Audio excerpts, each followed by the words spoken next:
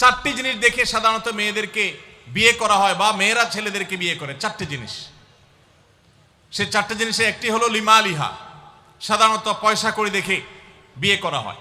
অনেক ছেলে ফেলে আছে দেখবেন, ছেলে ফেলে কি মুরব্বীরাও আছেন অনেকে, যে ছেলে বিয়ে করার জন্য পয়সাওয়ালা বাপের মেয়ে খোঁজে, আছে না নেই?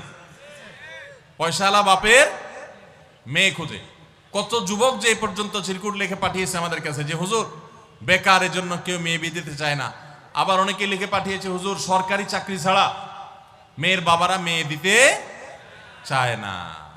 আছে না এই সমস্যা? তো নবী সাল্লাল্লাহু আলাইহি ওয়াসাল্লাম বলেছেন সম্পদ দেখে অনেকে বিয়ে করে, আবার অনেকে রূপ লাবণ্য চেহারা ছবি দেখে বিয়ে করে, অনেকে সামাজিক অবস্থান প্রতিপত্তি বংশমর্যাদা দেখে বিয়ে করে, আর অনেকে দিনদারিতা ধার্মিকতা দেখে বিয়ে করে। নবী সাল্লাল্লাহু আলাইহি ওয়াসাল্লাম বলেছেন ফাজফার বিজাতিদ দ্বীন, তোমরা বিয়ের ক্ষেত্রে এই